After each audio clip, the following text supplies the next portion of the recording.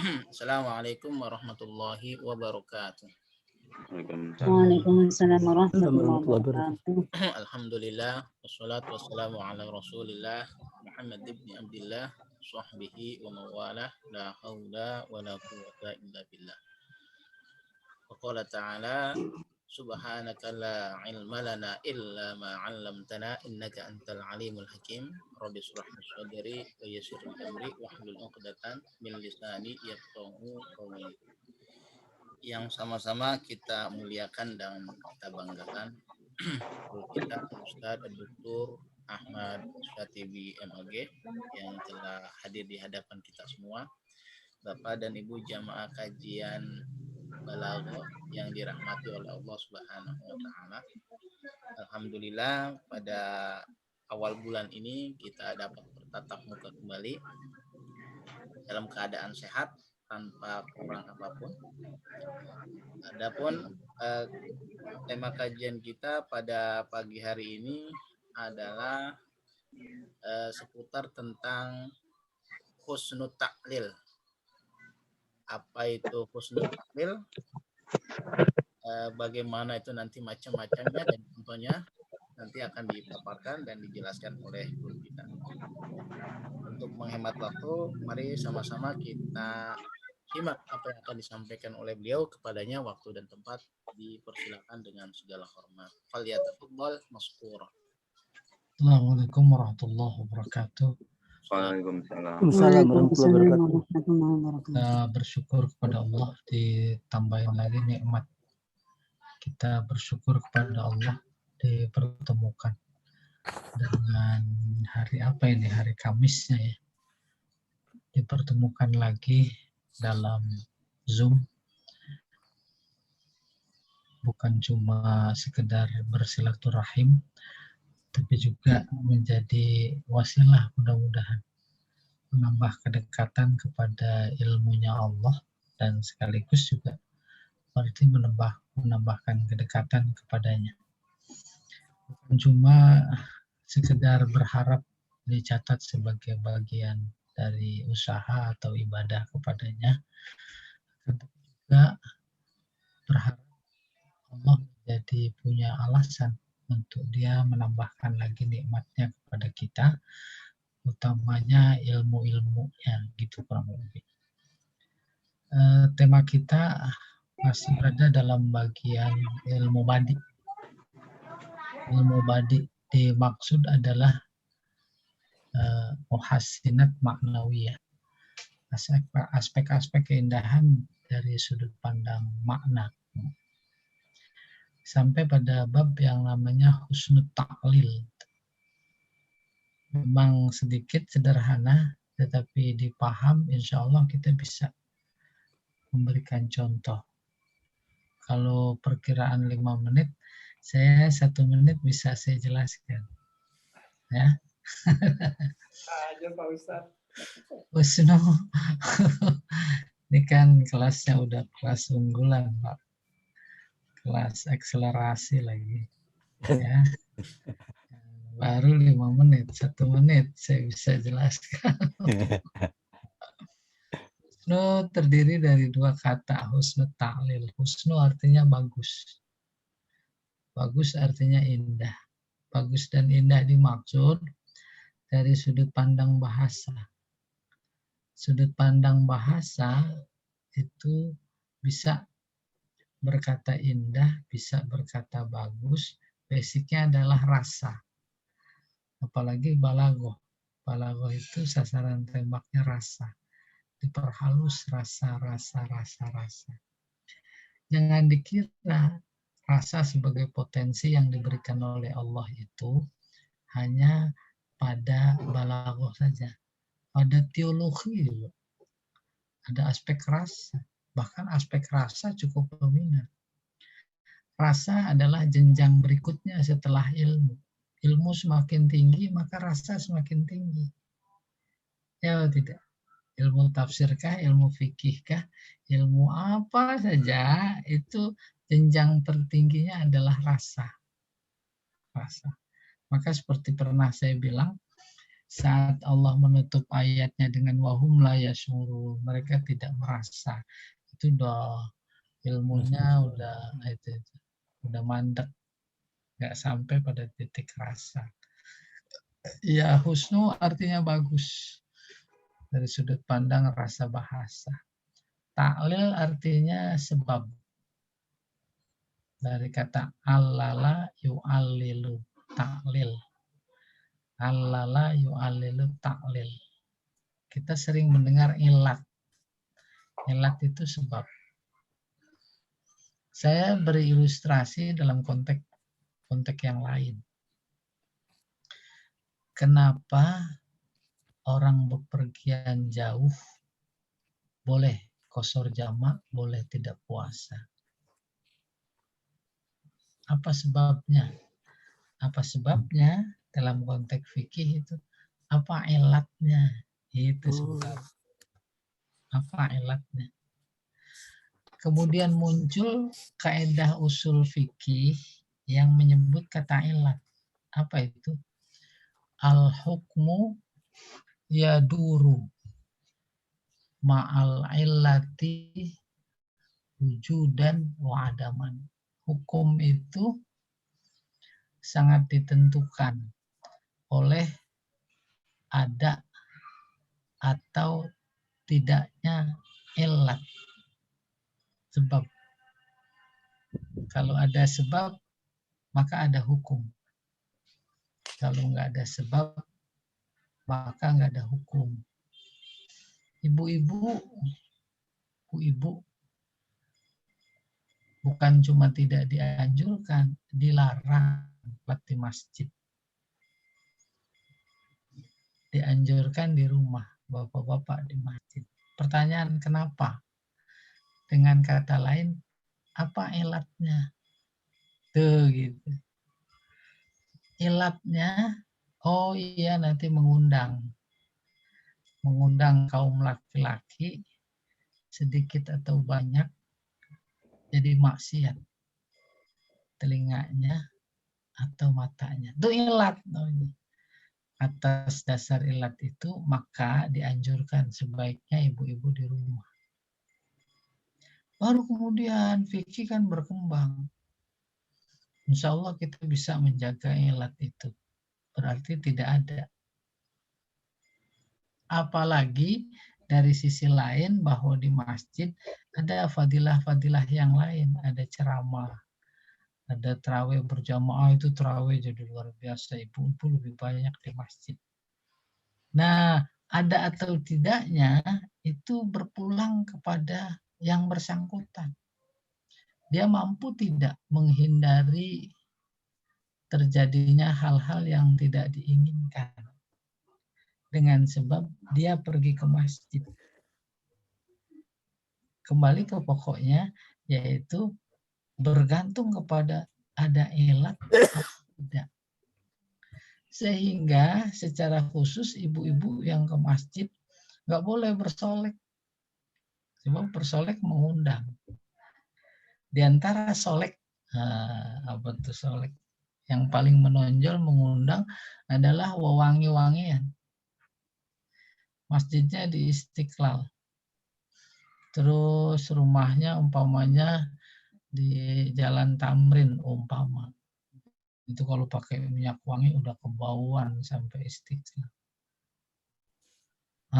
Itu kan. Oke, kita kembali ke ilat, sebabnya gitu. Para pujangga disebutnya adib suka membelokkan ilat dari ilat yang hakiki kepada ilat yang lain sehingga ungkapannya menjadi indah, menjadi bagus. Karena bagus itu ilat, maka disebut husnul ta'lil. Pak Edi beruban bukan karena faktor usia. Sebenarnya faktornya usia. Karena terlalu banyak berpikir. Tuh, dimiringin sedikit. Bagus apa enggak? Bagus. Positif. Iya. bukan karena usia uban, tapi karena banyak tafakur, tadabur, merenung. Tuh gitu. Jadi Itu keren. namanya memalingkan. Ketika dipalingkan, maka jadi indah. Hujan gerimis bukan karena cuaca, tapi karena ada tokoh yang meninggal. Kan nggak ada hubungannya secara alami. Tokoh meninggal sama hujan gerimis. Yang ada hubungannya adalah karena faktor cuaca. Terlepas tidak ada hubungannya, diakui atau tidak, sering keluar kata-kata itu. Diresapi, dipikirkan, ditadaburi secara lebih dalam, jangan dikira fenomena alam tak berkaitan dengan kehidupan manusia. Seorang alim yang dekat dengan Allah meninggal, bisa jadi alam menjadi sedih. Karena sedih, dia mencucurkan air. Nah itu kan husnul ta'lil. Gitu kayak begitu. Selesai. Pak Jamal ganti bab baru.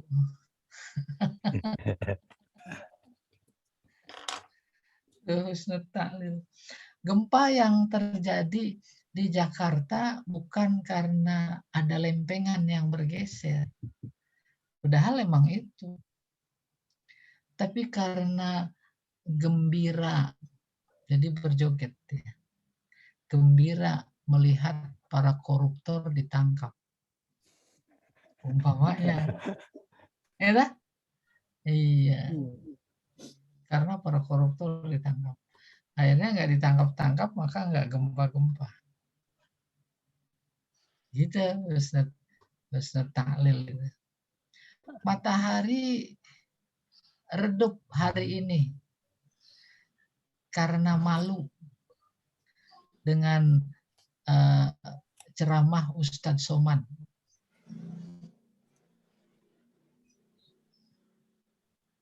Tahu itu?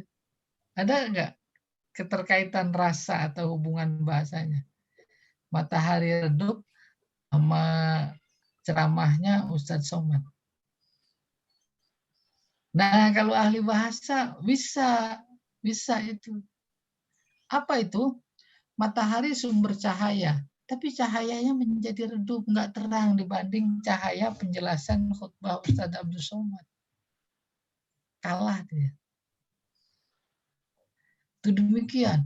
Maka ketika diulas itu husnul ta'lil, di sana ada tasbih, di sana ada isti'arah, ada penumpukan balaghah.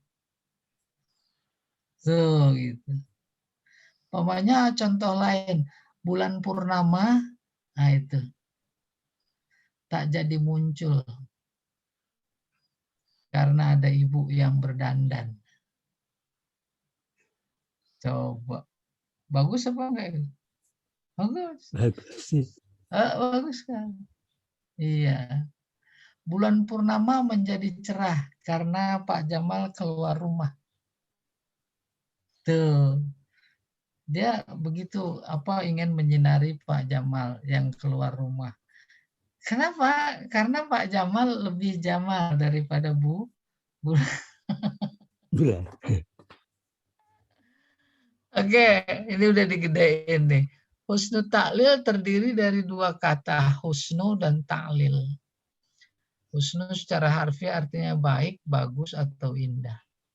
Sementara ta'lil atau ilat artinya sebab. Ilat atau sebab. Tadi itu udah dipaham. Dengan demikian husnul ta'lil adalah sebab yang indah. Maksudnya seorang adib atau sastrawan dalam mengungkapkan sebab-sebab suatu peristiwa menghindar dari sebab-sebab yang alami dan yang sesungguhnya. Kemudian menggantinya dengan sebab-sebab yang lain yang tidak alami namun indah. Sehingga sebuah ungkapan atau kalam menjadi serasa bagus. Terasa bagus dan menarik. Menarik. Oh, bahasanya dia itu tinggi. Tsunami yang terjadi bukan karena ada gempa di kedalaman laut sekian kilometer. Bukan. Akan tetapi karena kemaksiatan yang merajalela di pantai itu. Indah. Terlepas dari indah, oh iya, agama tidak menafikan itu. Kalau itu adalah sebuah azab, memang azab dalam sunnahnya diturunkan ketika si hamba-hamba itu durhaka. Mana dia? Itu banjir Nabi Nuh, itu bukan faktor alam. Ada dibuktikan. Bukan faktor alam. Apalagi kalau hubungannya mukjizat. Udah alam itu tak bisa dihubungkan dengan peristiwa mukjizat. Kalau tongkat Nabi Musa bisa membelah lautan, di mana faktor alamnya? Ketika ada ilmuwan cari-cari faktor alam, laut terbelah karena tongkat, akhirnya tahun berapa itu ya? Namanya Nazwar Samsu. Judulnya Tanya Jawab Al-Quran. Saya baca. Oh, diantaranya itu. Itu kata dia bukan mukjizat. Pada saat yang sama ada faktor kebetulan. Ada apa itu angin, bukan topan namanya ya, angin apa yang lebih tinggi lagi. Dari sebelah utara menyedot, dari sebelah selatan menyedot. Nah, itu kan merasionalisasikan mukjizat. Akhirnya buku itu dilarang oleh kejaksaan. Dulu tahun 70-an kalau nggak salah. Oke, kembali ke pokok persoalan. Ada sebab alami. Kemudian si adib maksudnya sastrawan, ya maksudnya siapa saja, kita juga bisa. Dia menafikan sebab alam itu kepada sebab yang lain yang lebih indah. Udah bahasa terasa indah. Contoh nomor 1. Matahari pagi ini redup bukan karena mendung, akan tetapi karena malu dengan raja yang sedang berkhutbah. Rajanya soleh, bertakwa, memberikan penjelasan. Tuh. Dalam konteks tasbih, kadang-kadang kita juga suka memberikan tasbih. Argumentasinya jelas, bagai matahari. Itu mah standar. Matahari lebih jelas. Tapi seorang adib bisa meningkatkan ketinggian bahasanya satu tahap lagi. Dalam tasbih namanya tasbih maklum. Dibalik, bukan argumennya seperti matahari, tapi matahari seperti argumennya. Mana yang lebih kuat? Argumennya. Bahkan dulu pernah saya bilang, ada seseorang yang luar biasa fanatik terhadap cinta terhadap Nabi Muhammad. Lalu dia berkata, andai kata pagi ini matahari tak terbit, tidak apa-apa. Yang penting engkau ada. Mana lebih terang? Nabi Muhammad. Nabi Muhammad. Matahari menerangi fisik. Tak mampu menembus tembok itu cahaya. Apalagi nembus kuburan. Kuburan kan gelap. Matahari bisa menerangi enggak? Gitu kalau dirasionalkan. Tetapi Nabi Muhammad bisa menerangi kuburan yang gelap apa tidak? Bisa banget? Bisa. Yaitu mengamalkan ajarannya secara baik. Baca Quran saja, itu nanti jadi cahaya, terang di kuburan. Apalagi memahaminya. Memahaminya lewat ilmu. Di antara ilmunya adalah balaghah. Di dalam balaghah bukan cuma bayan ma'ani, ada badi. Bayannya sudah, ma'aninya sudah, sekarang badinya, nah insya Allah kuburnya terang. Ya, Salam. Yang penting bawa baterai.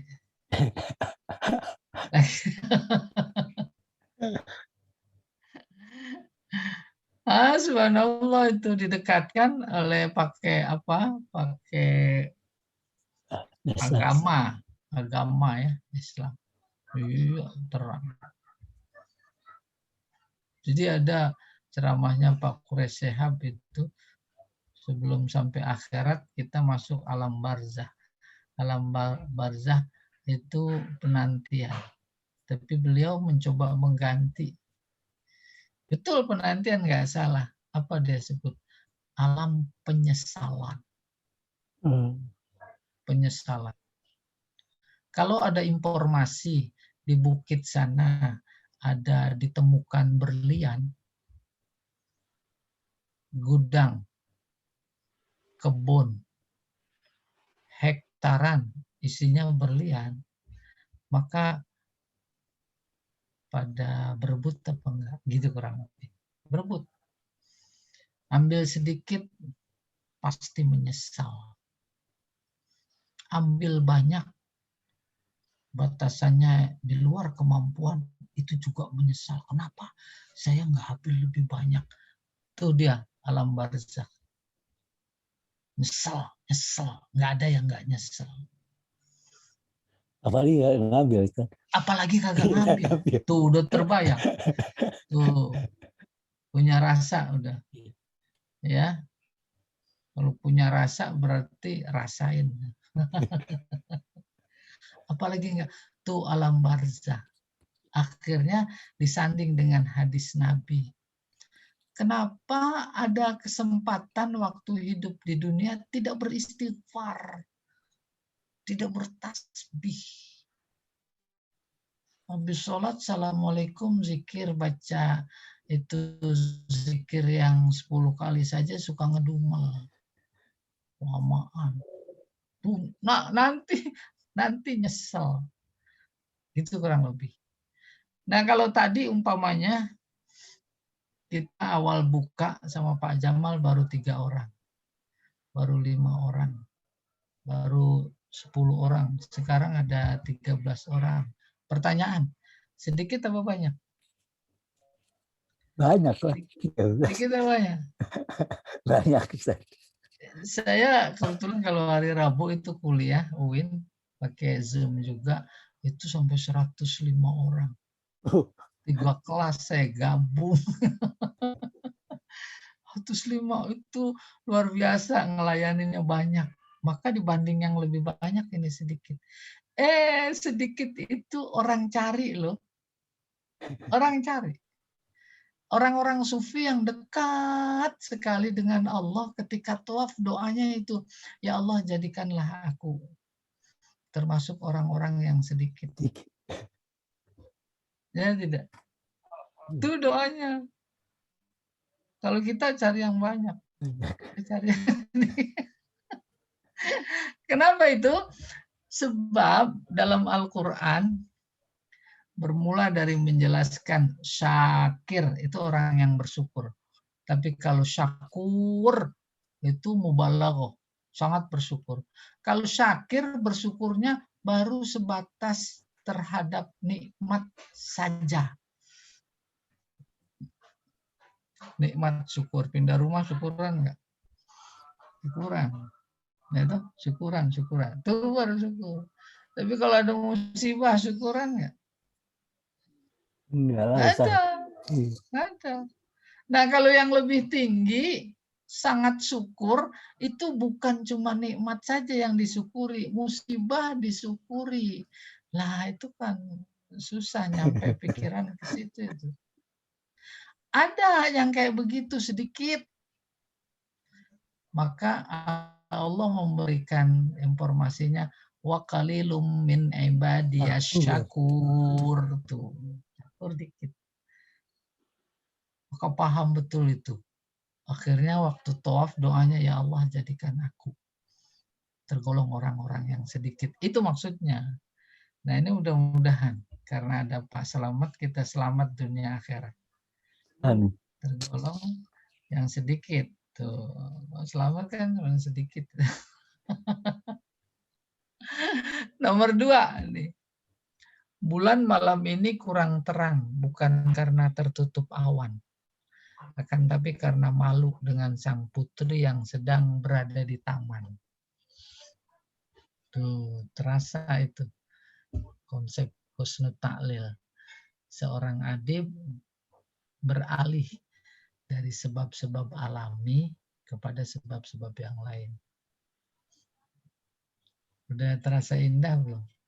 Ini belajar bahasa, bukan belajar eksakta. Coba Iya, betul. begitu. Jangan sampai kemudian pikiran ingin melihat secara real mana bulannya. Lagi ketutup awan apa enggak. Oh, bukan begitu. Orang ngomongnya juga siang, bagaimana melihat bulan.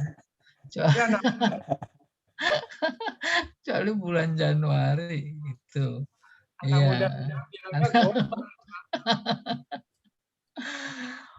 Iya, kita teruskan Pak Jamal. Itu penjelasan aja itu.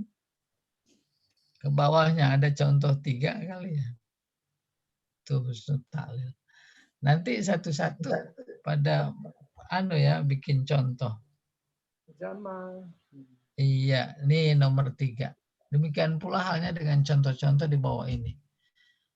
Hujan turun rintik-rintik bukan karena faktor alam, akan tetapi karena sedih dengan kematian seorang tokoh yang disegani. Peristiwa-peristiwa keagamaan sering dihubungkan dengan fenomena alam. Habis wukuf di Arafah, memang disunahkan keluar tenda. Lalu menatap matahari. Tuh, kan ada usaha mengkaitkan antara agama dengan fenomena alam. Oleh karena itu terkait dengan malam Lailatul Qadar sampai ke telinga kita, apalagi dalam narasi, itu dihubungkan dengan alam. Oleh karena itu kita juga harus juga berpandai-pandai memberikan kesimpulan. Pertama, tidak serta-merta mendustakan. Itu adalah pengalaman spiritual orang-orang yang dekat. Lalu sedikit dalam tanda petik salahnya diekspos untuk masyarakat awam, masyarakat umum, sehingga sikap masyarakat dengan berbagai strata pendidikan keagamaannya yang ada berbagai macam. Iya. Kota Palu dilanda gempa bukan karena lempengan tanah yang bergeser, akan tapi karena Allah sedang menegur hambanya. Betul apa tidak? Betul, Sekali. teguran itu. Ada gempa teguran, ada itu Lapindo tegur itu. Udah sadar apa enggak? Akhirnya bukan karena tak sadar, tapi peristiwa yang Allah maksudkan adalah menegur, tak sanggup menembus tebalnya tabir dalam pikiran dan hati mereka. Biasa-biasa saja. Bahkan lebih prihatinnya yang viral, yang jadi konsumsi umum, itu kan fenomena alam. Fenomena alam bahasanya. Itu kan menafikan intervensi Allah di situ. Ketika saja kita berkata itu fenomena alam, tidak sadar kita masuk kaum naturalis yang melihat peristiwa karena faktor alam. Al-Quran sudah mengisyaratkan. Bahkan ada surat namanya Ad-Dahar. Dahar itu alam, masa. Dan keyakinan mereka direkam dalam Al-Quran. Apa itu? Wa ma yuhlikuna illa dahar. Tidak ada yang bisa mematikan kita kecuali masa. Kenapa mati? Udah waktunya. Kenapa itu? Udah waktunya. Nah, itu yang disebut dahriyin, kaum naturalis. 5. Bukan karena tercekal maka tak berani menghadiri reuni 212. Ini waktu itu dibikin, ya. akan tetapi karena Allah sangat menyayanginya. Kan nggak boleh pulang, dia lagi reuni. Kalau faktor alam karena dicekal, dalam tanda petik. Muncul di persidangan, dia bantah keras. Nggak ada cekal, itu permainan. Lempar sana, lempar sini, bikin sana, bikin sini. Oh, rupanya karena Allah sayang. Ya, tidak. Dia mati karena COVID, bukan karena Allah sayang. Ya. Mati. Siapa itu yang mantan sekjen Majelis Ulama ya, siapa? Tengku ya. Kan singkat sekali. Singkat sekali matinya. Terus ada semacam ungkapan gitu. Nyindir. Kenapa mati? Karena dibawa ke rumah sakit.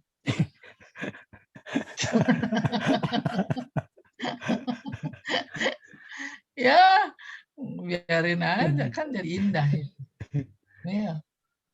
Coba dikasih Kustul Hindi sama Pak Edi, itu sembuh. Apa komentar lain? Target. Oh, sekarang Adi Hidayat termasuk kena target.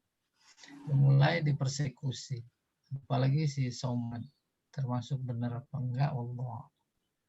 Ya, isyarat-isyarat sudah ke sana. Iya, mengerikan sekali. Zaman kita udah dicengkram, maka ya ibarat ayam udah masuk kandang. Sebagai ayam bisa keluar kandang, kandangnya kokoh. Nomor 6. Dia tak dapat pulang bukan karena terhalang fitnah, akan tetapi tanah suci masih merindukannya.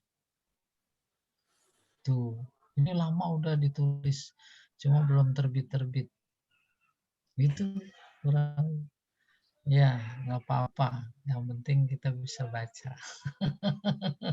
Ada tanya sampai sini sebelum kita lihat beberapa contoh berikutnya. Dia di luar kasus ini, Ustaz. Kalau ilat dalam ini, itu kan ada huruf ilat, itu juga ada kaitannya dengan sebab atau tidak, Ustaz? Nah, kenapa itu disebut huruf ilat gitu? Oh iya, ilat artinya sebab. Pada saat yang sama, konteks tertentu artinya penyakit, sakit. Darah yang keluar dari perempuan ada 3. Pertama, head. Yang kedua, nifas. Yang ketiga, darah penyakit. Makanya disebut damul illah. Lalu pada huruf-huruf ilat. Kategorinya huruf sakit. Ya. Huruf nggak bisa menerima baris. Saya tulis alif. Apa bacanya itu? Nggak bisa. Nggak bisa. Terus sakit. Iya, sakit. Wow. Ya. Nggak ada itu. Kalau ba bisa dibaca walaupun nggak ada barisnya. Ta, at, as. Lah kalau alif. Apa? Siapa bisa? Itu kalau bisa namanya punya ilmu alif. Kalau udah punya ilmu alif tuh bisa terbang. Yang penting beli tiket.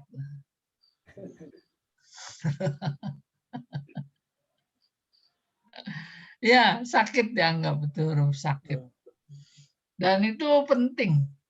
Ya, kemarin dalam tafsir latar kabunna, ada hurufnya lat dibuang waw. Orang sakit ngapain diurus, dipelihara. Buang aja gitu. Nah, ilat begini, saya beri ilustrasi dalam konteks fikih.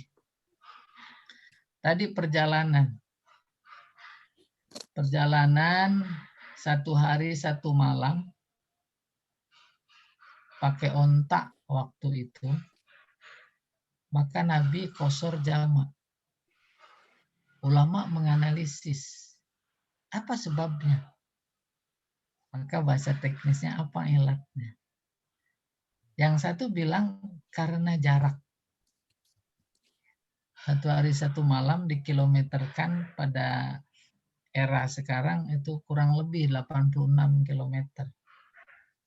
Jakarta Masjid Ta'awun itu udah boleh qashar jamaah. Karena jarak. Tapi kata yang satu bukan karena faktor jarak.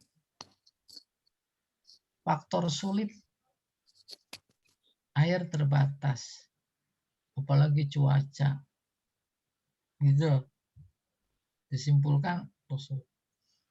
Sehingga ada 2 versi terkait dengan qashar jamaah. Pada perjalanan, yang satu versinya apabila menempuh jarak, mau sulit kayak mau enggak kayak. Kalau menempuh jarak seperti itu minimal 86, apalagi lebih, walaupun naik pesawat, naik Mercy, terus ke hotel, boleh qashar jamaah. Tapi yang kedua, kalau enak begitu, walaupun lebih dari jarak minimal, belum boleh. Kenapa? Karena nggak ada masyaqqah, nggak ada kesulitan. Oleh karena ilatnya masyaqqat, bukan masafah, maka lagi diopnam di rumah sakit, kata dokter, jangan banyak bergerak. Itu rumah sakit paling jaraknya 2, 5, 3, 10 kilo dari rumah. Itu udah boleh qashar jamaah. Karena faktor sulit. Faktor bahasa kita, bahasa fikihnya ilat. Ya Allah a'lam bishawab. Jadi demikian, bahasa juga menyebut ilat, maka dibakukan jadi sebuah disiplin namanya husnul ta'lil. Berikutnya Pak Jamal. Nah, baru ini. Definisi secara terminologis. Ayun kirol adib sorohatan audimnan. Seorang adib mengingkari sebab-sebab alami suatu peristiwa secara terang-terangan atau tersembunyi. Bahasa kita secara langsung atau tidak langsung. Iya. Lalu mengganti dengan sebab-sebab lain yang indah, namun sesuai dengan tujuan semula. Wayati itu mendatangkan, maksudnya mengganti. Bi'elat adabiyah, dengan sebab-sebab sastrawi, torifah yang indah. Tunasibul gharda, sesuai sama tujuan yang dimaksud. Selesai tadi itu. Ya, bisa. Siapa bisa kasih contoh? Hah?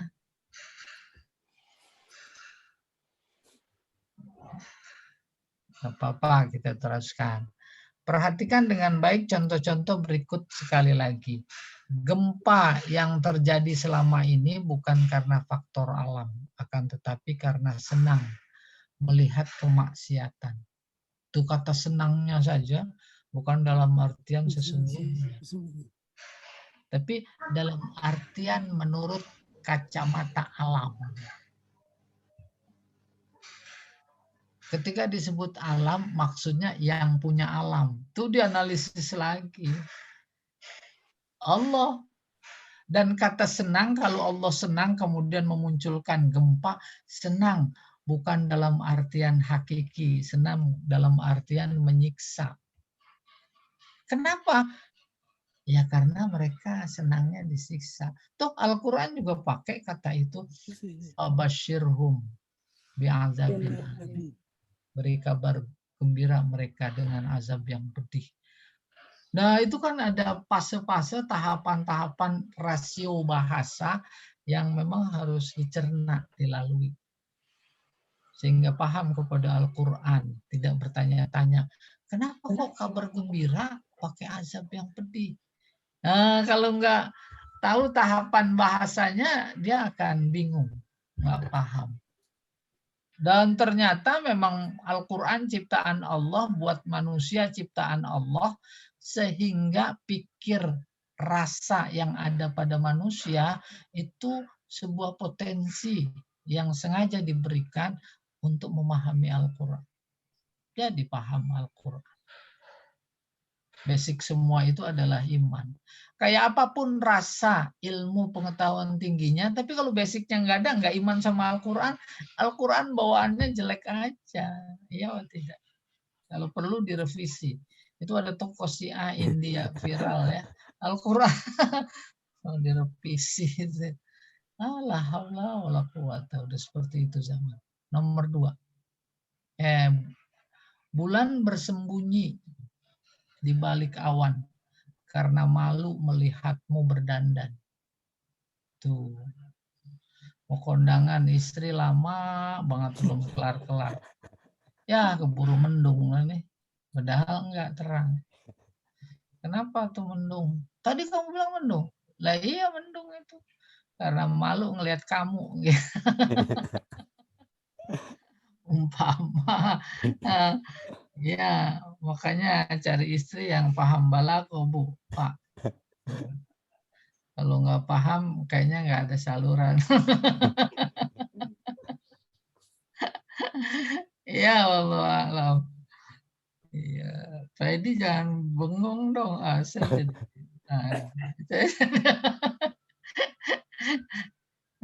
Saya jadi khawatir. Lagi mikir contoh dia. Nanti kalau saya minta contoh berarti dia udah punya. Alhamdulillah. Nomor 3 ya. Hujan tak jadi turun karena seorang dermawan sedang membagi-bagikan sembako. Hujan itu simbol kasih sayang, rahmat. Maka turun hujan pada senang, apalagi udah lama kemarau. Sejatinya sore nanti hujan. Terus ada orang dermawan bagi-bagi sembako. Nggak tanggung-tanggung. Sampai banyak, maka bahasanya banjir sembako. Gitu kan. Hujan nggak jadi turun. Kenapa? Malu sama si dermawan itu. Iya. 4. Bukan Pemda, ini dulu. Lagi PLBIK masih buruk sekali. Bukan Pemda DKI tak mampu membangunkan LBIK yang lebih bagus. Tapi karena peserta yang lebih suka kesederhanaan. Pokoknya itu disambut dalam sambutan, lalu ada gubernur. Kan indah sekali itu. Tuh. 1 indah, kedua nyindir, ketiga menjadi tergerak. Keempat, dia susah bantah. Itu susah, nggak ada sesuatu yang dibantah, nggak ada celaan. Coba kalau bentuknya celah. Waduh, kamu nggak tahu ya.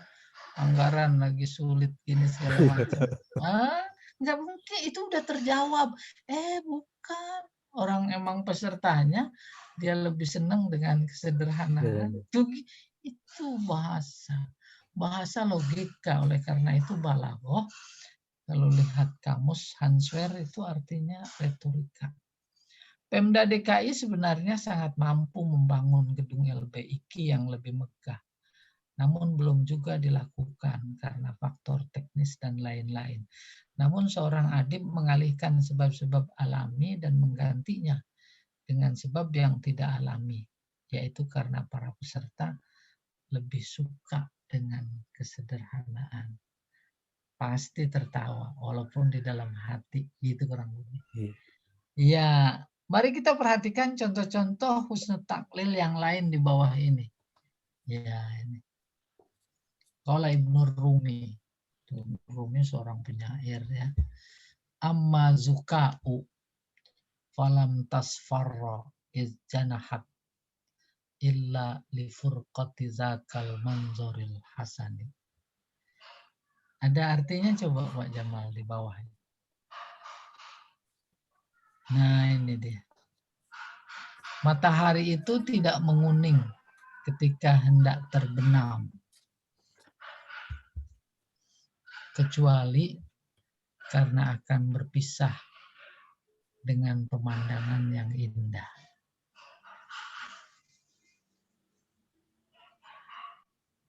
Udah sampai perasaan udah pada sampai rasa bahasa indahnya. Ayo. yang mengaku seniman, seniwati. Seniman bukan senewan.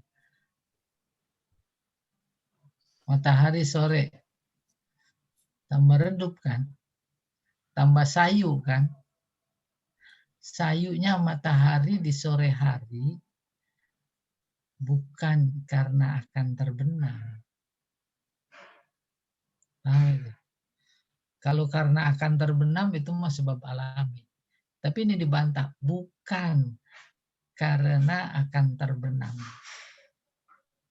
Akan tetapi karena akan berpisah dengan pemandangan yang indah. Dia mulai dari terbit matahari pagi hari, terus itu sampai sore menjelang terbenam yang kemudian sayu, itu dia menikmati pemandangan yang dia lewati.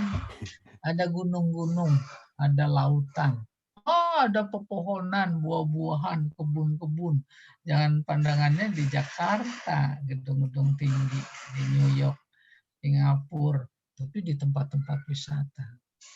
Akhirnya mau terbenam kan mau berpisah, maka jadi menguning, sayu. Coba bayangkan itu. Umpamanya nih, sepasang laki dan perempuan baru nikah, tapi kemudian si suami harus memenuhi panggilan tugas, diantar mulai dari depan rumah tuh. Terus kan pandangannya mengikuti itu jalan suami sampai ke bandara tuh, tambah sedih. Kayak begitu seolah matahari digambarkan oleh seorang pujangga. Yang paling real ilustrasi kayak begitu yaitu antara Nabi Ibrahim dan Siti Hajar. Nabi Ibrahim bawa Siti Hajar bersama Ismail. Lalu diletakkan di Hijir, namanya Hijir Ismail. Insya Allah semuanya tahu. Hijir Ismail itu, Hijir artinya bukan batu, kalau batu hajar. Hijir artinya pangkuan. Situ ditaruh. Maka kemudian Nabi Ibrahim ke Bukit Sopa untuk meninggalkannya. Lalu beranjak dia. Ketika beranjak pun sebenarnya Siti Hajar itu udah teriak-teriak. Wahai Ibrahim, apakah engkau letakkan aku di sini atas perintah Allah? Iya benar. Baru Hajar melepas. Ibrahim berangkat. Sebentar-sebentar dia nengok. Masih kelihatan. Sebentar-sebentar dia berangkat, dia nengok. Dia berangkat, dia nengok. Sampai pada titik dia nengok tidak kelihatan lagi. Allah rekam apa yang diucapkan oleh Nabi Ibrahim. Rabbi inni, Rabbana, ya. Inni askantu min zurriyati biwadin ghairi dzi zara' inda baitikal muharram. Ya Allah, aku tinggalkan sebagian dari keluargaku di rumahmu dekat Baitul Haram. Tuh, coba jangan lihat fisiknya, hatinya bisa kita jangkau, lihat kayak apa sedihnya. Udah ditinggal. Kan semakin redup hati. Kalau ingatan semakin kuat, maka semakin jauh hilang rasa kuat terhadap kuat ingatan. Udah terus ditinggal kurang lebih 10 tahun. Dia kembali ke Palestina. Ya dah? Karena di Palestina. Kemudian sampai meninggal. 10 tahun dia balik lagi karena kangen. 10 tahun, kalau 10 tahun sebenarnya dugaan. Kalau ayat Al-Qur'annya falamma balagha ma'ahu sa'ya. Ketika Ismail mencapai usia, kira-kira bisa diajak berusaha dagang. Kurang lebih ya 10, 11 sampai 13 tahun. Dia sampai ke Hijr Ismail, Hajar sama Ismail nggak ada di tempat. Tapi banyak orang karena udah ada air Zam-Zam. Dia bertanya, di mana itu, ini, itu. Dikasih tahu, oh di sana. Jauh sedang mengembala. Itu bulan haji. Ya, tanggal 7 haji. Kira-kira. Kejar ketemu. Diajak pulang. Jalan. Terus kemalaman buka tenda. Buka tenda nginep di situ. Coba bayangkan itu. Nginep di tenda itu, malamnya mimpi suruh sembelih. Coba bayangkan. Udah 10 tahun lebih, kangen, terus ketemu, malam disuruh. Itu malam 8 Zulhijjah. Maka kemudian 8 Zulhijjah disebut hari Tarwiyah. Udah, pagi dia masih mikir ini benar apa enggak mimpi ya. Jalan lagi menuju balik itu. Sampai malam, buka tenda lagi. Ngimpi lagi. Malam ke-9. Ya. Mimpinya sama, suruh sembelih. Mikir, waduh bener. Udah, terus pulang besok sampai itu tanggal 10 Zulhijjah. Maka disembelih. Di sebuah tempat yang sekarang dikenal namanya Jumroh. Jumroh Ula. Mau disembelih di situ si iblis muncul. Ibrahim, ngapa mau dipotong, itu anak kesayangan. Kemarin pengen minta-minta, udah dikasih saya. Ditimpuk 7 kali. Si iblis terbenam ke dalam tanah. Dia pindah ke Jumroh Wusto. Jumroh dulu belum ada Jumroh. Lalu tempat itu diabadikan. Menjadi bagian dari manasik haji. Timpuk lagi 7 kali. Terbenam lagi. Pindah. Udah. Sampai Aqobah muncul lagi. Nabi Ibrahim tawakal. Dia tutup matanya pakai selembar kain. Dia gorok Ismail. Bismillah. Itu cerita Al-Quran. Persis ketika merasa selesai menggorok, dibuka, tutup matanya. Ternyata kibas besar. Ismailnya lagi berdiri di samping. Maka seolah Allah berkata pada saat itu, wa kadzalika nadzil muhsinin. Ayat lengkapnya, falamma aslama wa tallahu lil jabin wa nadainahu ayya Ibrahim qad saddaqtar ru'ya fafadainahu bizibhin azim. Kami tebus dengan sembelihan besar. Lalu ditutup, wa kadzalika. Demikianlah kami membalas orang-orang yang beriman teguh, kuat, baik, penuh ihsan. Itu pelajaran penting. Orang beriman kuat pasti ditolong, dibantu. Walaupun lewat suka dan duka. Ya wallahu a'lam bishawab. Nah, ini dia yang kedua. Yang tadi pertama udah ya dijelaskan ya. Oke.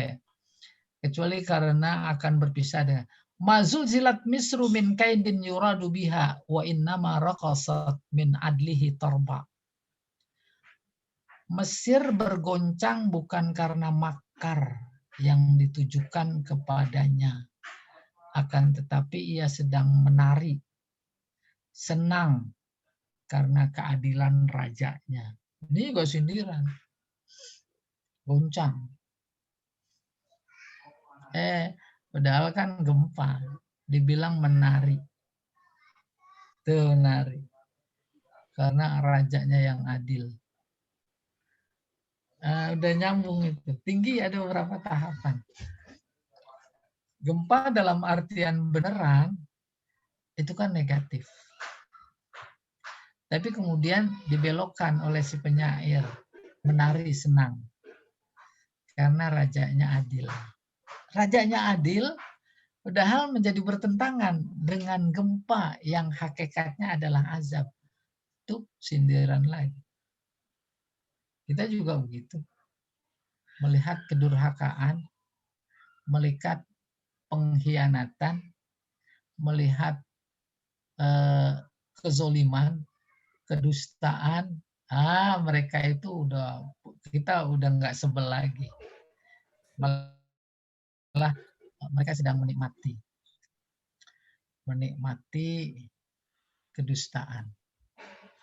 Jadi udah bukan makar lagi, udah menikmati, bukan bohong lagi, tapi udah sebuah kenikmatan. Kan itu tinggi sekali. Bohong menjadi kenikmatan. Ya. Kenapa itu kok bisa jadi kenikmatan? Kalau posisi kita posisikan pada mereka, karena satu kenikmatan dibayar, satu kebohongan dibayar. Ada dua kebohongan dibayar lagi. Mazul silat misru min kaidin yurad biha wa innama raqasat min adlihi tarba. Ya, ada lagi Pak Jamal contohnya? Nih. Habis benar. Udah, jangan ditambahin Pak Jamal. Saya pengen minta contoh dari yang mau coba memberi contoh, namanya husnul taklil.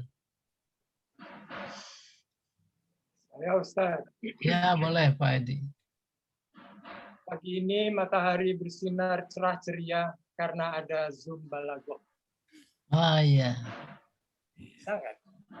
Jadi tinggal strukturnya, narasinya saja yang disempurnakan. Matahari hari ini cerah bukan karena cuaca. Karena ada Zoom balaghah. Karena ada majelis al-jamal. Matahari jadi cerah. Tuh, ya. Matahari tak terbit hari ini karena di sebelah ada Ramayana. Itu bertumpuk itu balaghahnya, ya kan? Sebelah ada Ramayana, matahari udah digusur. Iya, bagus Edi. Coba ada lagi yang lain. Bukan pelajaran balaghahnya yang susah, tetapi gurunya yang nggak bisa memberi paham. Tuh kan, nyindir apa? Nyindir apa?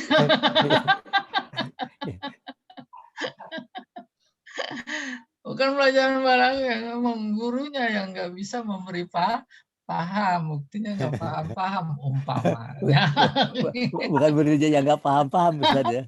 Muridnya yang nggak paham. Nah, ya mau diapain? Ngaku aja. Tahu aja. Ayo, Pak Tarjani, mana contohnya? Ntar menyusul Bu Tati, Bu Rina. Nah, itu banyak potensi balaghah di ibu-ibu. Kalau nggak dieksplor, sayang-sayang gitu.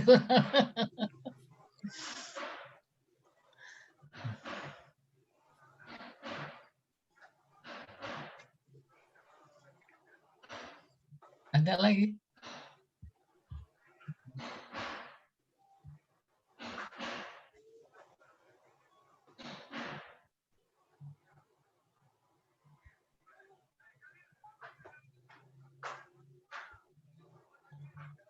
Pak Jamal, mana contohnya?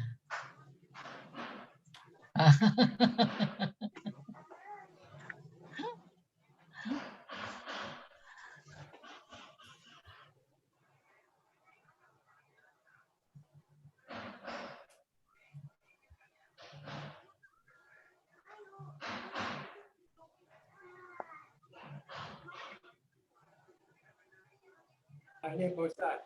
Boleh. Bukan tak mau halal bihalal, tapi masih ingin puas Senin Kemis. Bagus. Iya, bagus. Umpamanya halal bihalal hubungkan dengan Senin Kemis puasa ya. Nah, masih perlu juga, disempurnakan. Itu 50% sudah mengarah ke sana. Kan tapi lagi-lagi narasinya. Umpamanya. Halal bihalal tapi masih ingin puasa Senin Kemis. Ya, tapi belum ada hubungan langsung antara halal bihalal dan puasa Senin Kemis. Masih tersirat. Mana yang tersurat? Si pendengar menangkap, oh mungkin acara halal bihalalnya hari Senin atau hari Kamis. Maka yang nggak hadir. Tapi kan itu tersirat. Ya dah. Maka kalau tersirat jadi multi tafsir. Umpamanya begini. Apa hubungannya halal bihalal sama Senin Kamis? Kan halal bihalalnya hari Minggu. Ada celah. Iya. Padahal paham lurusnya kita menangkap itu halal bihalalnya hari Selasa. Hari Kamis atau hari Senin. Iya. Maka harus muncul dalam narasi. Kamis lalu bukan karena faktor kesehatan yang tidak memungkinkan saya hadir dalam halal bihalal. Tetapi karena masih senang dengan hari Kamis gitu bawahnya. Ya, yaitu maksudnya puasa. Nah, tapi masih bisa dibantu. Ya, puasa kan nggak menghalangi halal bihalal. Halal bihalal, puasa kan tinggal dibungkus.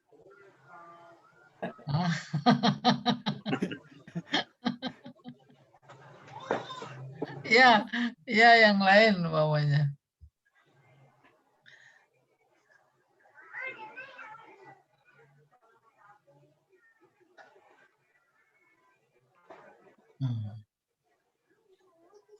Enggak, Ustaz, contoh di Al-Quran begini ada, Ustaz? Coba. Di Al-Quran. Dari sekian buku-buku balaghah terkait ini, saya nggak menemukan contoh dalam Al-Quran. Saya nggak tahu sebabnya. Atau belum terjangkau barangkali. Belum terjangkau. Itu masih ada yang belum masuk, Pak Jamal. Bu Maryati udah masuk? Udah Ustaz, tadi mati sendiri, keluar sendiri. Maaf.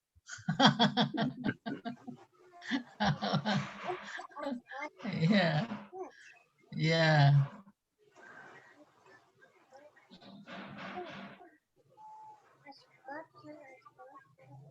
Yang kematian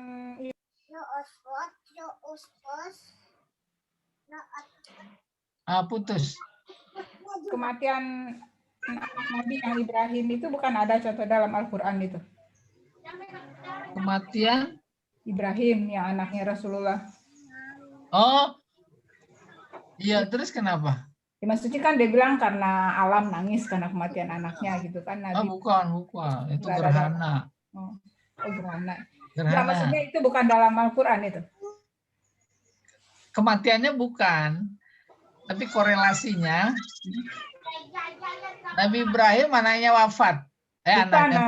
Nabi Muhammad anaknya Ibrahim namanya wafat. Ya. Pada saat yang sama terjadi gerhana. Mereka asumsinya meyakini bahwa terjadi gerhana karena kematian. Iya. Gitu. Terus Nabi bilang kan gak ada hubungannya. Iya. Dan mereka itu memang penyembah matahari. Maka turun ayatnya. La tasjudu lisyamsi wala lil qamar. Walakin usjudu liman khalaqahunna. Gitu. Coba mau ditarik ke husnul ta'lil. Bagus. Itu ada ada basic untuk menjadikan husnul ta'lil. Jadi itu bisa sebagai contoh. Harus diformulasikan dulu sehingga menjadi contoh husnul taklil. Kalau apa adanya belum ada husnul taklil, itu peristiwa hakiki, ya. Iya. Gerhana matahari yang terjadi umpamanya bukan karena faktor alam, akan tetapi karena kematian seseorang. Tuh, seseorang, jangan katakan Ibrahim. Katakan Ibrahim yang dimaksud putra Nabi menjadi mencederai akidah. Iya lah. Oke, saya ulangi. Gerhana matahari yang terjadi bukan karena faktor alam. Tapi ditambahin karena sedih dengan kematian seseorang. Baru jadi husnul ta'lil. Ya. Demikian juga gerhana bulan kemarin yang terjadi bukan karena faktor alam. Akan tetapi karena sedang sedih melihat keadaan bangsa. Bangsa khusus Indonesia nggak apa-apa.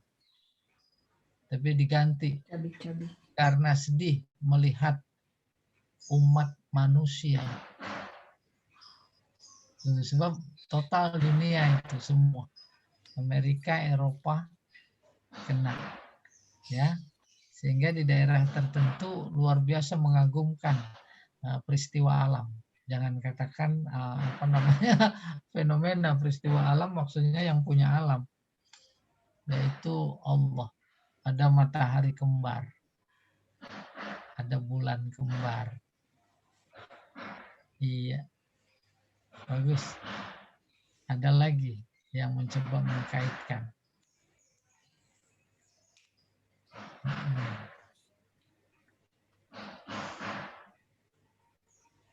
Gimana mau ditambah Pak Jamal? Kalau mau ditambah, ya, iya itu panjang itu bahasan. Malah 2 pokok bahasan. Nanti insya Allah, iya. Bisa ditelan, Jadi emang sebenarnya ibarat itu nggak usah ditelan, dilepain juga nggak apa-apa. Sari-sarinya aja yang diisep Pak Jamal. Itu juga lama-lama ketelan. Tapi kalau gini Ustaz, misalnya bukan pelajarannya yang susah, matanya yang ngantuk. Gimana tuh? Iya. Lagi-lagi formulasi bahasanya. Iya. Kesulitan pelajaran yang dialami bukan karena faktor materinya, tetapi karena matanya yang sudah tak sanggup melihat gurunya. Gitu. Kayak contoh lain begini, kan di kelas tuh suka ada yang pada tidur. Kalau langsung secara personal ditegur, jangan tidur ibu atau bapak. Tapi ditegurnya begini, ibu udah males ya ngelihat saya.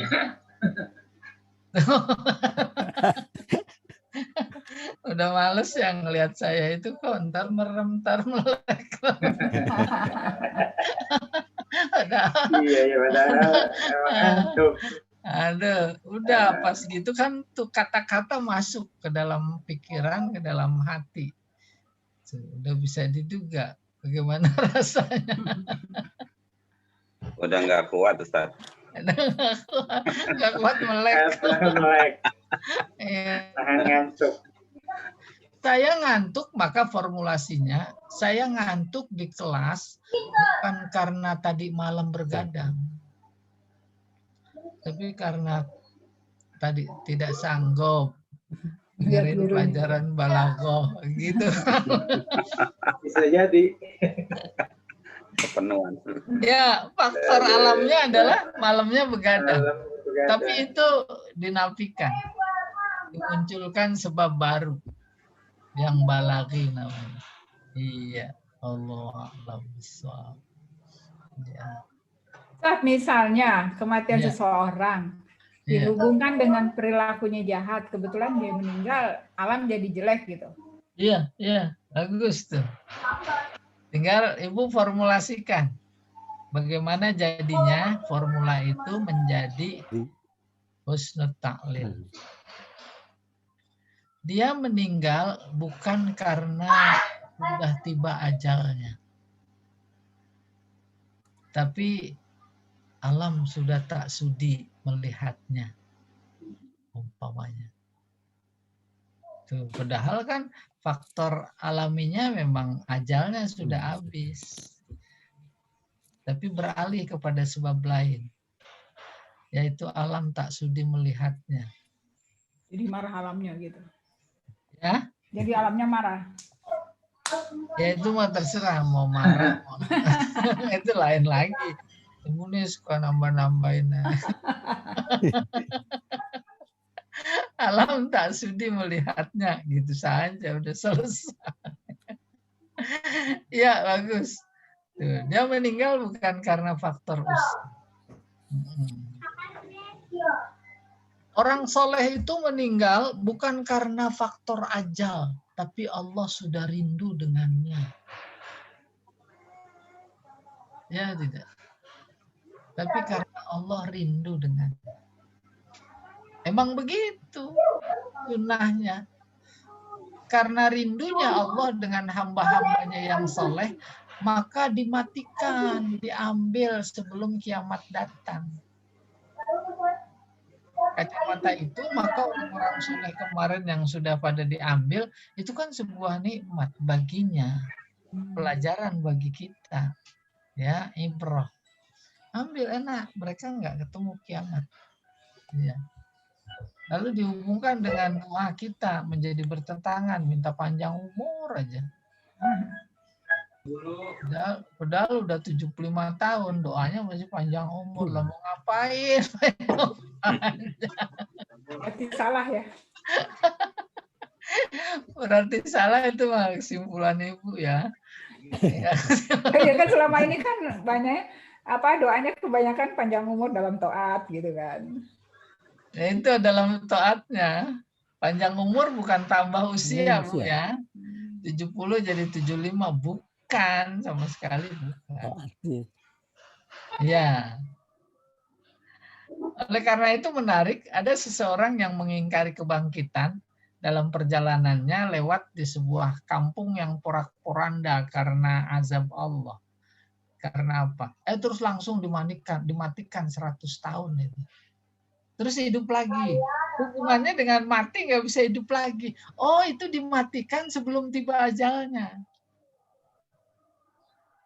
Amin. Sebelum tiba ajalnya dimatikan. 100 tahun, itu kan urusan Allah. Ada 2 dimensi waktu dalam kuasa Allah dan kita tidak bisa menjangkau, tapi sekedar mengakui saja. Dimensi waktu, apalagi Isra Mi'raj, itu kan berada dalam 2 dimensi. Ya, Allah a'lam bishawab. Nah, lebih tinggi pelajaran balaghah kita husnul ta'lil. Apalagi nanti takkil. Nanti terakhir lagi uslubul hakim. Uslubul hakim itu. Ya. Saya akan terangkan apa uslub, apa hakim. Ya. Ustaz, kalau surah Al-Anfal ayat Al-Anfal ayat 17 itu bukan contoh husnul ta'lil ya? Boleh dibaca, ya. Anfal 17. Alam taqatulun.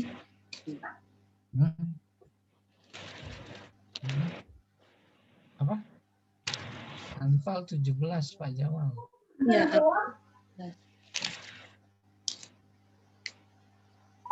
Dalam tuluhum walakinallaha qatalahum. Wama romaita id romaita Kalau wama romaita disebut kita udah. Nah itu mah hakiki. Hakiki. Tinggal bagaimana kita memahaminya. Apalagi ayatnya ini syarat dengan teologi. Ya. Wama romaita iz romaita walakinallaha rama.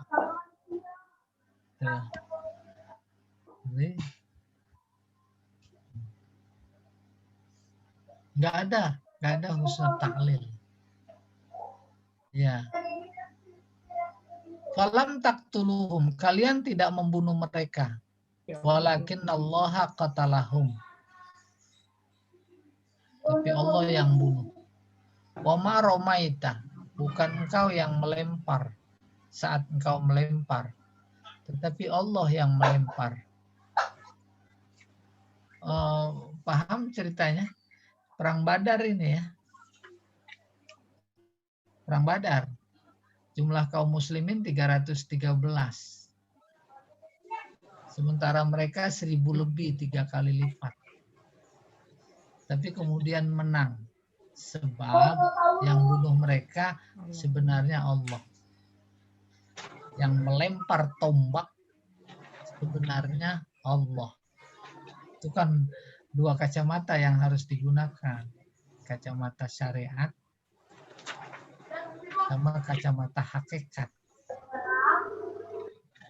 Syariatnya kita yang melempar. Hakikatnya Allah. Selesai.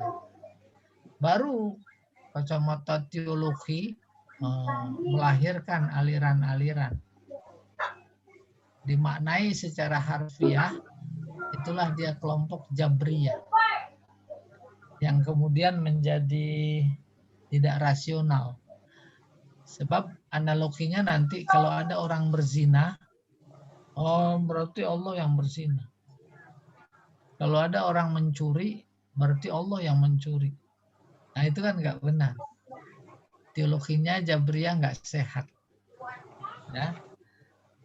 Tetapi kemudian Asy'ari dia membedakan antara hakikat dan syariat. Lagi pusing minum obat. Pertanyaan, yang menyembuhkan obat apa Allah? Tuh, hakikat sama syariat ibarat 2 sisi mata uang. Nggak bisa dipisahkan. Nggak sembuh, Allah nggak akan menyembuhkan kalau nggak ada syariatnya. Sehingga ada teori dalam Asy'ari namanya teori kasab. Laha ma kasabat kasab. Harus ada usaha. Oleh karena itu doa konteksnya adalah Allah, sementara manusia peranannya adalah usaha. Antara usaha dan kehendak Allah menjadi harus sejalan. Ya, saya nggak melihat di situ adanya adanya husnul ta'lil. Jadi konsep husnul ta'lil yang harus kembali dijadikan pegangan. Di adib itu menghindar dari sebab-sebab alam. Iya. Allah a'lam bishawab. Allah a'lam bishawab. Baik Ustaz, sudah pukul 9. Kajian kita cukupkan dulu. Oh iya.